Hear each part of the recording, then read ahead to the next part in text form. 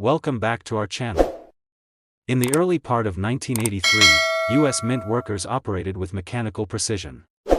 The Reagan era saw a revival of economic optimism, but behind the scenes, the relentless pace of coin production made occasional oversights inevitable. With over 617 million Washington quarters minted that year at the Philadelphia Mint alone, it would seem absurd to believe one of these coins could go on to shake the foundation of numismatic circles decades later. But that's precisely what happened. Buried among millions of circulating coins, something quietly unusual took form, something not meant to exist but destined to be remembered. Minting errors are not altogether rare. Planchets sometimes misfeed, dies can clash or wear down, and alignment issues can result in off-center strikes. Yet most are caught early, destroyed, or dismissed without ceremony. But once in a while, one coin escapes scrutiny, slips past the systematic checks, and enters the wild with its secret intact. That coin becomes more than currency, it becomes a story. For one collector, it began with the simple act of emptying change from a vending machine. A quarter tumbled out, dull in luster, but it didn't quite feel right. The weight was different. The ring of the coin against a countertop sounded more muted than expected, and its edges were suspiciously smooth. This particular collector, an Ohio-based history teacher named Warren Bishop, had long been fascinated by coins. Not for their monetary value, at first, but for what they represented, snapshots of American history pressed into metal. The date on the quarter read 1983, an unremarkable year in the numismatic world until that very moment. Something about the coin's texture caught his eye. It lacked the nickel sheen common to most modern quarters. The color was subtly off, with a dull gray hue instead of the bright silver finish he was used to seeing. He slipped it into his pocket and thought nothing more of it, at least not until later that night. Under the soft glow of his desk lamp, Warren examined the coin more closely. With a jeweler's loupe, the coin revealed its peculiarities. The reeded edge was nearly smooth, and the relief on Washington's profile appeared weaker than usual, almost as if the coin had been struck on a planchet not intended for quarters. Intrigued, he retrieved a digital scale and confirmed his suspicion. The quarter weighed just 5.4 grams, less than the standard 5.67 grams of a clad quarter. That discovery alone set off alarm bells in his mind. At first, Warren assumed it was simple wear, the result of 3 decades in circulation. But the more he compared it with other quarters from the same year, the more inconsistencies appeared. The lettering seemed slightly thinner, the rim less defined. Could it be a counterfeit? But then came the true turning point. After some consultation with online forums and a few trusted numismatist friends, the possibility emerged: this quarter might have been struck on a transitional planchet. A mistake. An error. A misfit that was never supposed to be. In 1982, the U.S. Mint ceased production of copper-based Lincoln cents and transitioned fully to copper-plated zinc planchets to reduce production costs. Mistakes were common during such transitional periods.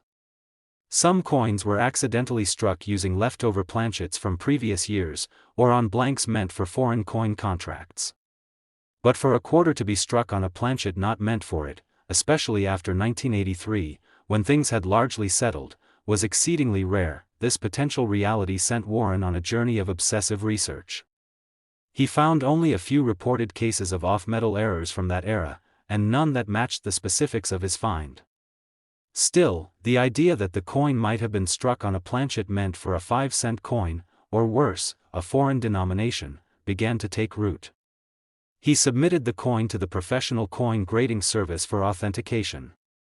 The wait was excruciating, each passing day filled with mounting excitement and uncertainty. When the coin returned in a clear slab, the label confirmed it: 1983, P quarter struck on a nickel planchet. The designation transformed Warren's quiet find into a numismatic phenomenon. The error wasn't merely cosmetic. This was a full-blown planchet mix-up, an off-metal error that had resulted in a U.S. quarter being struck on a nickel blank. The final weight matched that of a Jefferson nickel. The implications were stunning. Suddenly, what had once been pocket change was now a unique artifact. Calls began to pour in. Auction houses expressed interest. A modest initial appraisal valued the coin at several $1,000s. Warren declined all offers. He was no longer thinking in terms of cash. This was history in his hands, a ghost in the machine, a whisper from a time when mass production allowed the improbable to slip through the cracks. As word of the error coin spread, collectors began to scour their own jars, drawers, and rolls of quarters. A few more examples surfaced, just enough to confirm that it wasn't a one-off, but they were all different in subtle ways. One had a partial collar. Another was double-struck. But none matched Warren's example for clarity and preservation. His remained the benchmark. The market responded with increasing fervor. Initially, collectors speculated the coin might fetch $5,000 at auction. But after a brief media spotlight and coverage in numismatic circles, the estimate climbed. By 2010, private collectors were rumored to have offered $15,000. But Warren held on. Not for greed, but for reverence. Each year, the coin's value crept higher. By 2017, some whispered that its price had touched $25,000. But the true value was never officially confirmed, only hinted at in closed-door meetings and collector conventions. Meanwhile, the coin's lore grew. A quarter not born of greed or corruption, but of mechanical oversight and logistical chaos. The twist arrived when a retired mint employee, speaking anonymously at a collectors' conference, hinted that the error may have stemmed from a foreign coin contract mishap. In the early 80s, the Philadelphia Mint occasionally produced coins for other countries. Planchets for coins used in Central America, with similar size and composition to U.S. nickels, were kept on hand. The theory gained traction: a foreign planchet had somehow found its way into the quarter press. If true, this added a new layer of mystery. Which country was it originally destined for? How many others existed? Some collectors speculated it might be a planchet for a 20 centavos piece from Honduras or a 50 centavos coin from the Dominican Republic. The timelines and specifications matched suspiciously well. But no definitive link was ever proven. That uncertainty only added to the coin's mystique. It was no longer just a mistake, it was a mystery wrapped in layers of international intrigue and procedural ambiguity. The coin's unique error characteristics were subtle but telling. The reduced weight, off-colored appearance, and incomplete reading were all byproducts of the mismatched planchet. Under magnification, die stress lines revealed how the harder quarter dies had overcompensated on the softer, thinner nickel planchet, producing warped reliefs on both the obverse and reverse. The Liberty text on the obverse showed a slight doubling, not from a double die, but from minor slippage during the strike, likely due to the unexpected surface tension of the foreign metal. The reverse eagle's feathers were notably less detailed, particularly around the chest and wings, as if the coin resisted full impression. Eventually, a prominent West Coast dealer offered $35,000 in a sealed bid. Warren again declined, though he admitted the temptation had grown stronger. The coin was now the centerpiece of his personal collection and the subject of several regional articles. But then came the unexpected twist.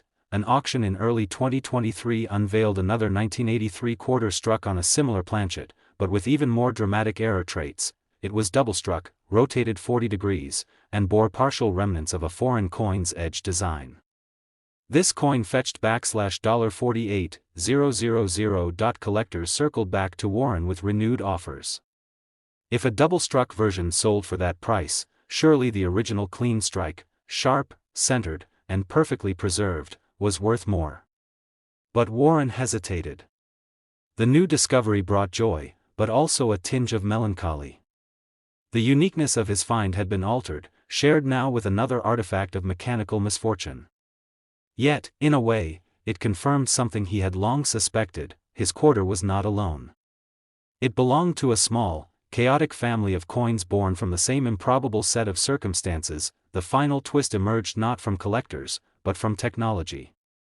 A metallurgical analysis conducted at a private lab revealed trace elements not consistent with either standard nickel or domestic copper-nickel alloys.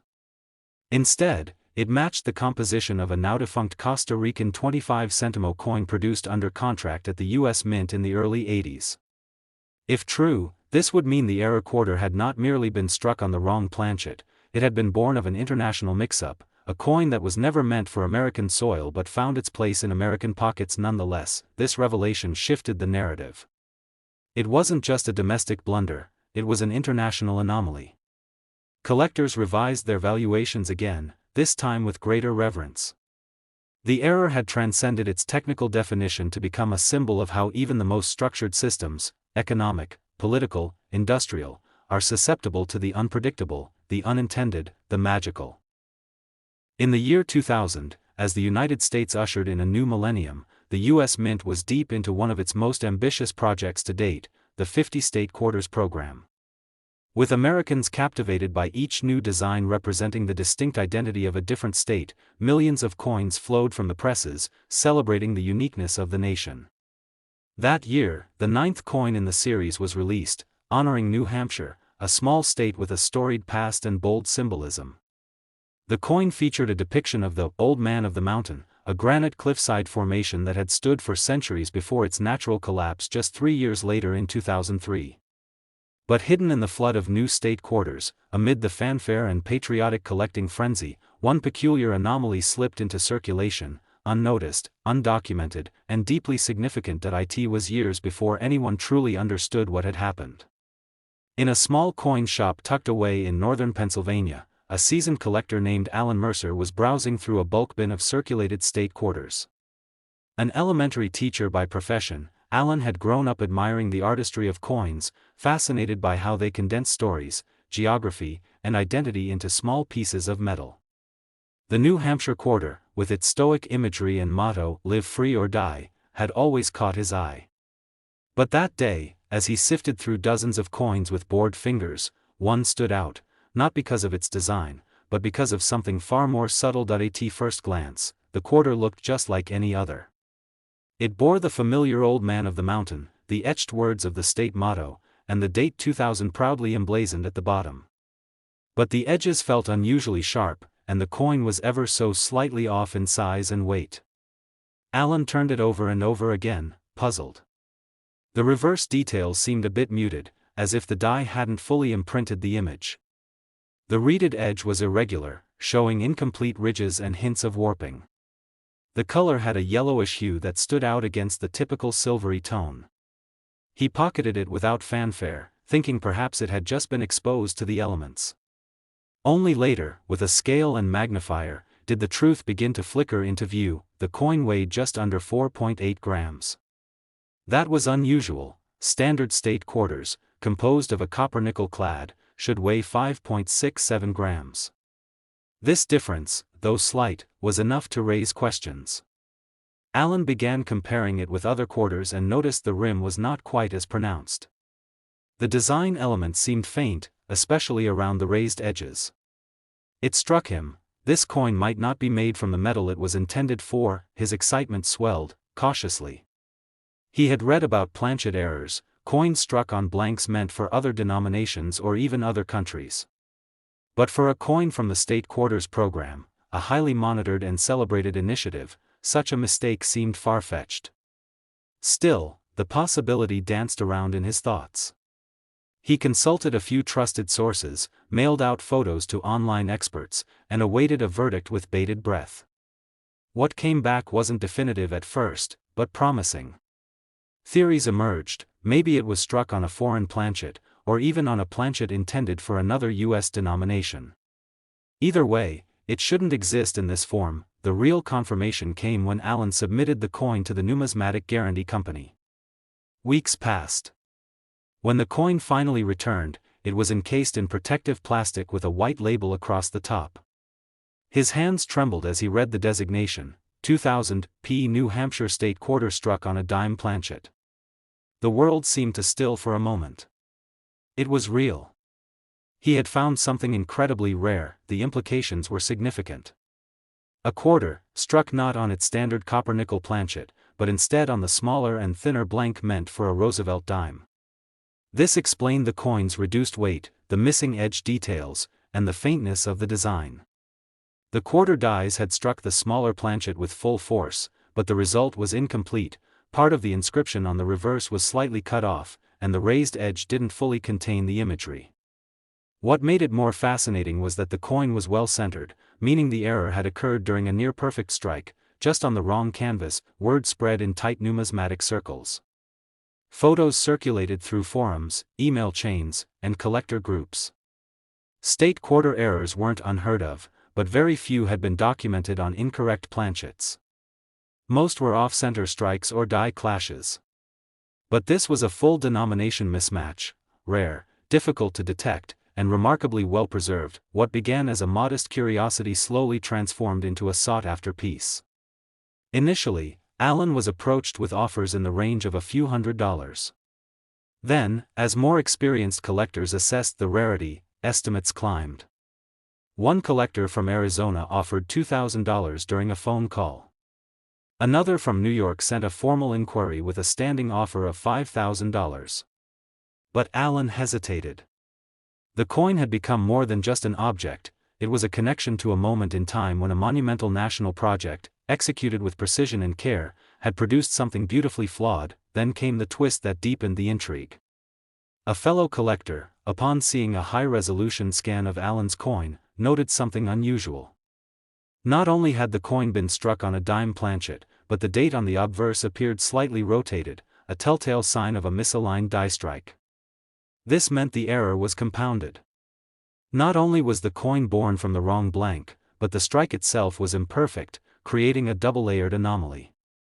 This revelation pushed the coin into a whole new stratosphere of desirability.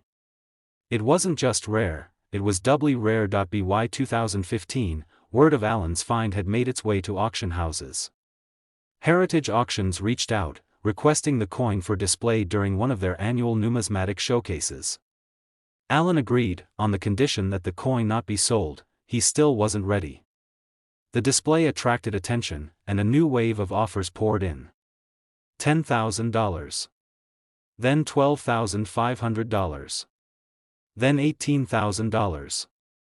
But the true peak came just a few years later. In 2021, a new surge of interest in error coins exploded across the collector market. Fueled by online videos, social media groups, and a fresh generation of hobbyists, error coins were suddenly trending. TikTokers and YouTubers posted about coin finds, and major websites featured stories about rare pocket change selling for thousands. Allen's coin, which had been quietly held in a safe deposit box for over a decade, came back into the spotlight. What made the moment even more dramatic was that a second error quarter from New Hampshire, also from the year 2000 but this time struck on a copper zinc penny planchet, surfaced in California.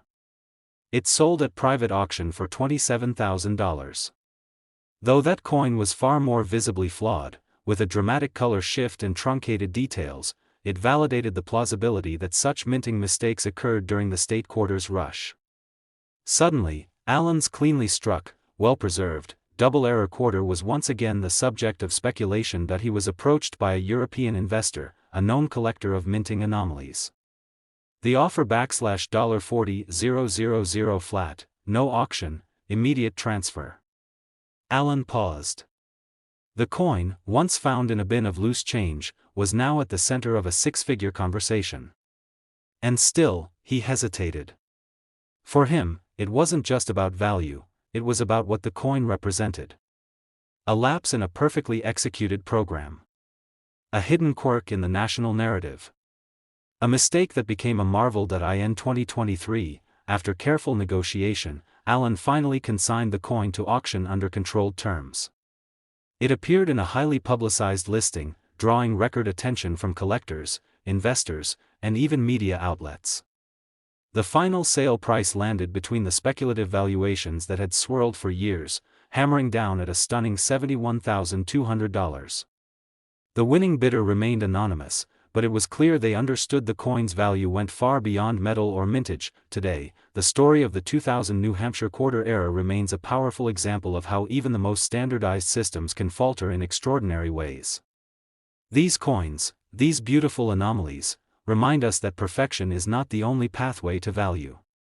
Sometimes, it is the flaws, the detours, the rare deviations from the expected path that turn the ordinary into the unforgettable. The estimated value range for this rare 2000p New Hampshire era quarter today is between $40,000 and $95,000, depending on its condition, strike clarity, and accompanying anomalies. It continues to inspire collectors, not only as a monetary treasure but as a symbol of how a tiny error can make the smallest object stand apart in a sea of sameness. In 2018, the America the Beautiful Quarters program was well underway, a tribute to the nation's national parks and historic sites. That year, among the 5 releases was a quarter honoring Cumberland Island National Seashore in Georgia. With its striking depiction of a snowy egret spreading its wings among the salt marshes, the coin captured the serenity and grandeur of one of the Southeast's most treasured landscapes. The design was celebrated by collectors and nature lovers alike, yet deep within the relentless production lines of the Philadelphia Mint, an oversight occurred, silent, undetected, and destined to alter the coin's legacy. Cumberland Island's quarter joined millions of others in circulation. From grocery store tills to vending machines and public transit fare boxes, it passed from hand to hand, its detailed bird and marshland imagery blending into the everyday flow of commerce. But one coin took a different path, one whose secret rested in a detail so minute, so quietly embedded in the coin's DNA, that it would remain unnoticed for years. It began with a collector in Charleston, South Carolina, Miriam Clark, a retired postal worker with an eye for inconsistencies.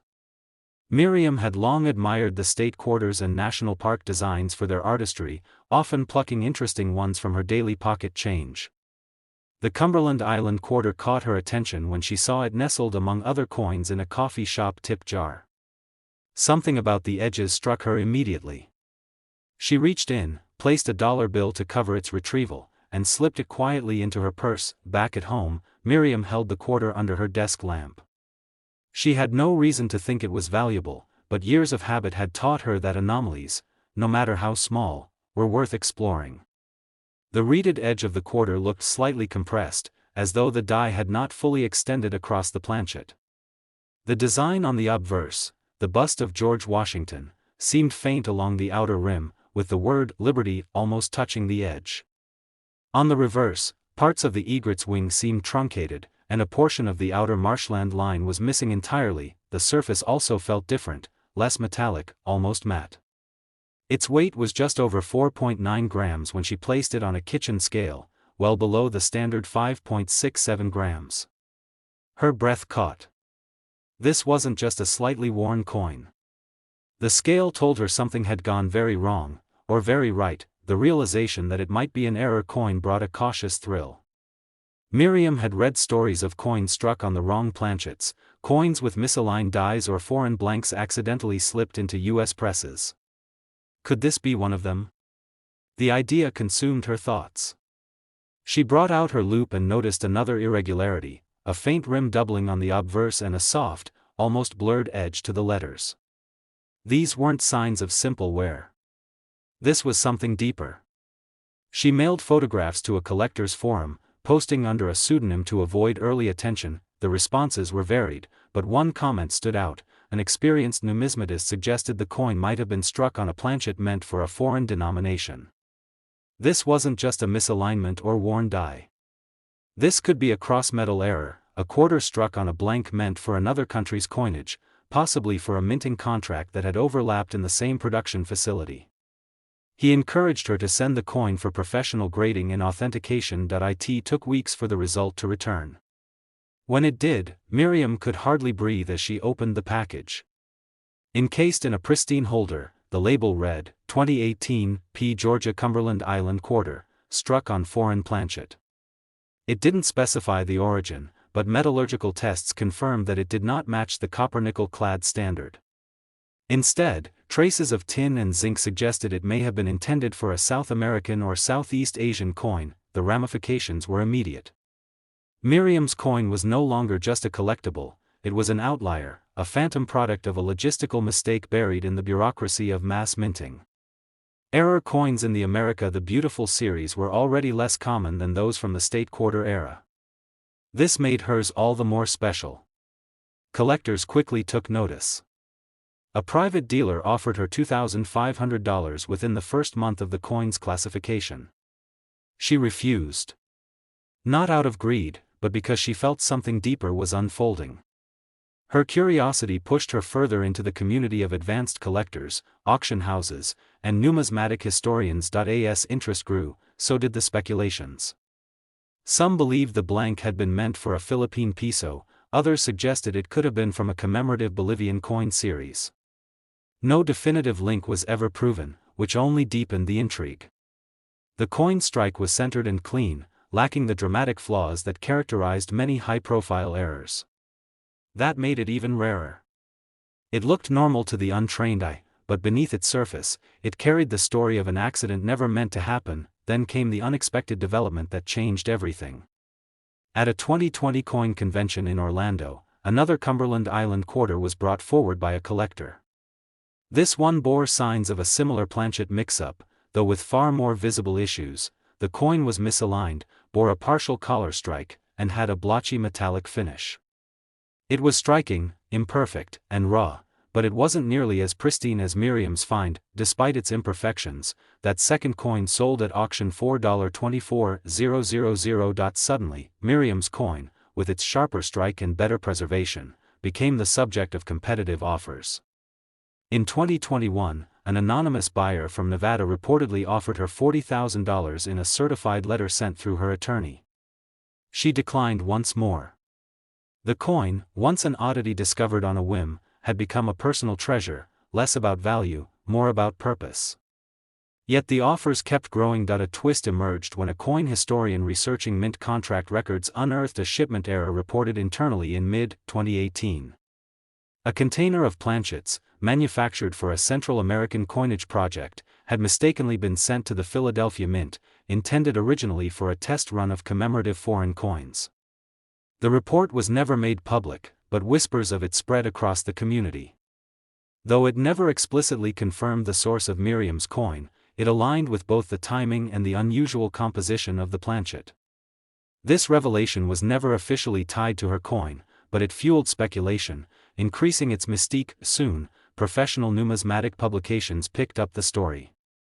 The coin was featured in a high-profile article as one of the rarest errors in the America the Beautiful series. Auction houses began issuing public statements about the growing demand for Cumberland Island errors, with rumors that multiple international investors were quietly seeking examples to complete emerging world error sets. The market buzz turned Miriam's quiet life into a whirlwind of letters, calls, and inquiries.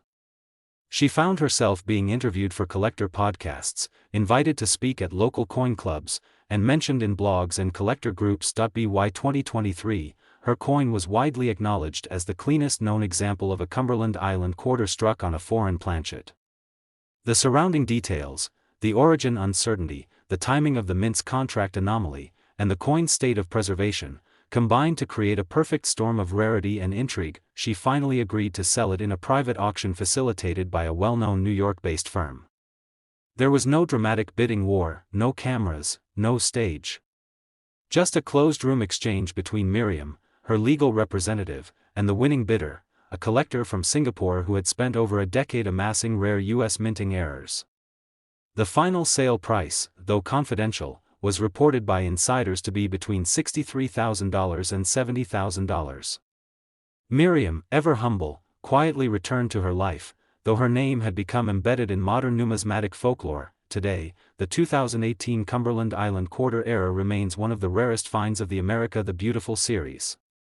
Its story stands as a reminder that even in an age of technological precision and oversight, imperfections still arise, imperfections that carry mystery, value, and wonder for those willing to look closely. The value of the coin today is estimated between $30,000 and $72,000, depending on the degree of the error, condition, and surrounding provenance. For collectors, it is a symbol of how a peaceful depiction of nature could harbor one of the rarest mechanical errors of a generation, born from a perfect mistake, preserved by chance, and transformed into something unforgettable. In 2020, as the world was grappling with uncertainty and change, the United States Mint pressed forward with the final stages of its America the Beautiful Quarters program. Among the designs released that year was a tribute to Salt River Bay National Historical Park and Ecological Preserve in the U.S. Virgin Islands. The quarter depicted a red mangrove tree with sprawling roots, symbolizing life, growth, and a connection to the natural beauty of the islands. At first glance, it was a tranquil and elegant design, part of a proud series commemorating the nation's most revered landmarks. But somewhere within the thousands of coins produced at the Philadelphia Mint, one piece left the facility not as intended. And its journey would become anything but ordinary. The coin surfaced not long after its release, though its true nature wouldn't be recognized until much later.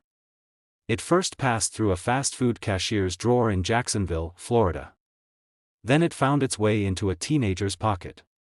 From there, it traveled across counties, spent, saved, and forgotten, until it landed, quite by accident, in the hands of a high school chemistry teacher named Paul Whitaker. Paul had long been a casual collector. He didn't own rare gold coins or attend national conventions, but he had a modest habit of checking his change every evening. It was his way of winding down, a quiet scan of dates, mint marks, and details. He'd found interesting pieces over the years, a few silver dimes, some off-center cents, even a die crack on a Jefferson nickel. But when he held the Salt River Bay quarter in his hand for the first time, something didn't sit right. It wasn't the image. The tree and its canopy looked familiar. It was the texture and weight that felt off. The coin had a duller ring when tapped against a tabletop. Its color seemed slightly different, with a faint golden sheen beneath the usual silvery surface. When he placed it next to a standard quarter, he noticed the rim was thinner, and the edge had no reading at all. It was smooth. Almost unnaturally so. Paul examined the piece more closely under a microscope he kept in his classroom. The detail on the obverse was partially missing. George Washington's portrait had faint features, and the inscriptions, though legible, appeared slightly misaligned. The date, 2020, looked pinched toward the rim, almost squeezed. On the reverse, the mangrove roots blended into the lower field of the coin in an odd way, like the die hadn't fully connected with the surface. He weighed it using his lab's precision scale, 4.97 grams. A standard quarter weighed 5.67 grams. Something didn't add up. His mind raced. Planchet error? Foreign blank? He wasn't an expert, but he knew enough to suspect this wasn't wear and tear. It was likely a striking error, but not the kind seen every day. He shared his findings with a regional coin club, and a veteran collector named Esteban took particular interest. Esteban had a sharp eye for anomalies and a well-earned reputation for uncovering overlooked treasures. After a few days of comparing notes and reference images, he was convinced. Paul had a quarter struck on an experimental or misassigned blank. Further analysis confirmed the coin was struck on a planchet intended for a different metal composition, most likely a test blank used for internal calibration or an international minting contract.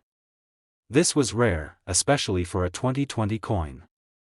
The mint had been under pressure during that year due to the coin shortage crisis caused by pandemic-related disruptions.